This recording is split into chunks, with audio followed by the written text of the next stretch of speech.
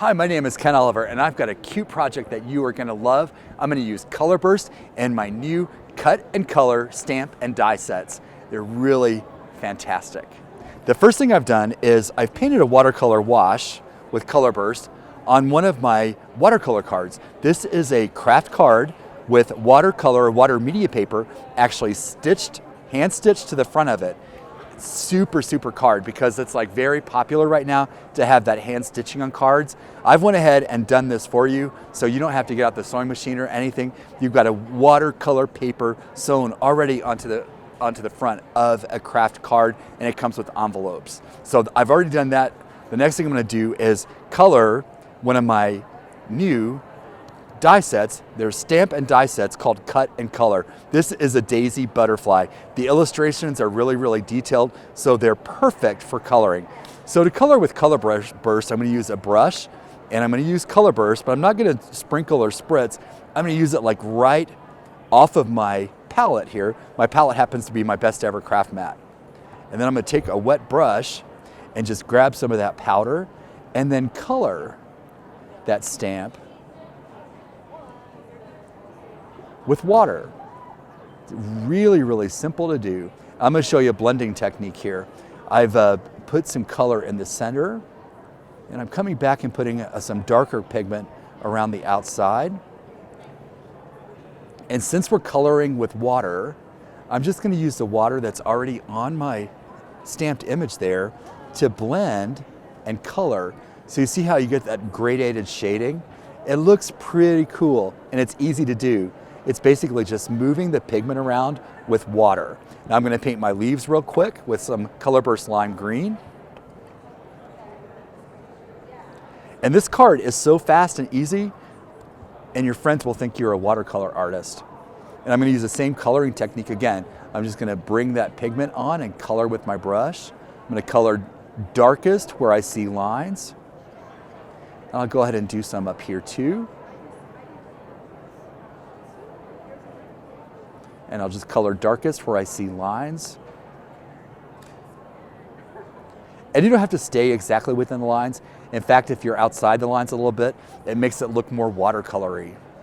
And then with a clean brush that's still wet, I'm going to come back and just grab some water and grab that pigment and move that pigment around so it looks like it's shaded. It's a super easy way to get a really nicely shaded image just with using a little color and a little water. I'll do this little green piece right here. I'll put some dark pigment on the bottom. I'm going to clean my brush, and then I'll just come back and blend that out. If you've colored before, it's a lot like using a marker, like an alcohol marker. So I'll just continue to color here with Colorburst and water and a brush. So see, I put the dark pigment right at the bottom there where there are a lot of lines. Then I'm going to clean my brush and come back and just blend that right out. So you get a really nice shaded flower. It looks like it has some real depth to it. You give me just a second, I'll go ahead and paint my butterfly. I'm going to use some lemon yellow Colorburst to do that.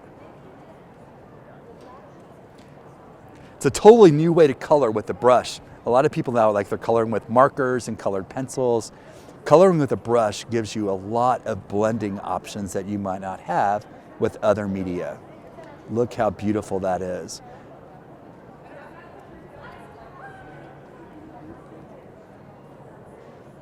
And to really make this pop, I'm going to come back and add a zing of ultramarine blue right on that butterfly, and it's really going to stand out. So I've got some ultramarine blue, and you'll notice I'm using my Colorburst like a paint. I'm just sprinkling it on my craft mat and picking up with a wet brush. And I'm just going to add a tiny little bit of ultramarine blue there and rinse my brush, and then come back with the wet brush and just blend that out so we get that beautiful little pop of blue. And it looks like you've spent a lot of time shading, but you really haven't.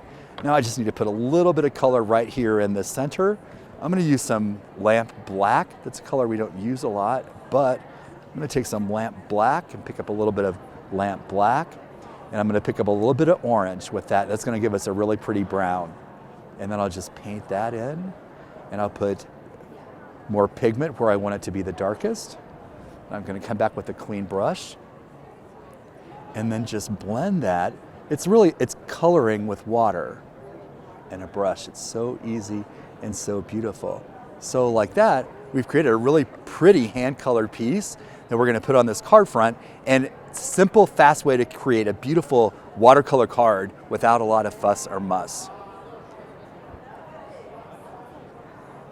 And if you want, we could dry this a little bit. We've worked quickly enough that it's pretty much all dry. I'm just going to put some adhesive on this, and I'm going to use liquid adhesive.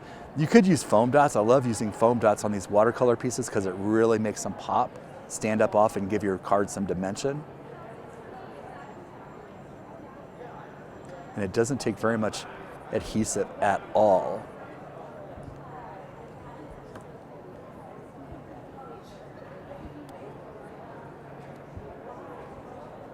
And we'll just position that on the card. Like that. It's a beautiful card. It really doesn't even need to have a sentiment. It's a blank card, so you could write your sentiment inside. I'll finish it off with a piece of twine.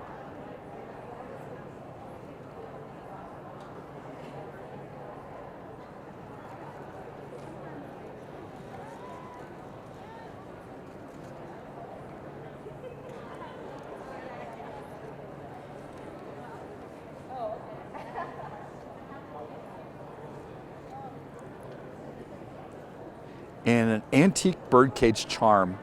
It's one of my new charms from Maya Road. So I'll just take a second to thread that on. It's a really simple little card that looks great and could be for any occasion. Let me turn that around, sorry.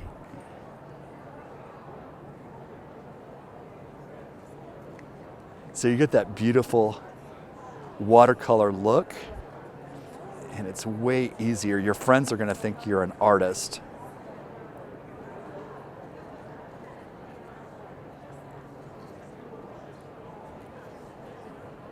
I'll trim it up a little bit.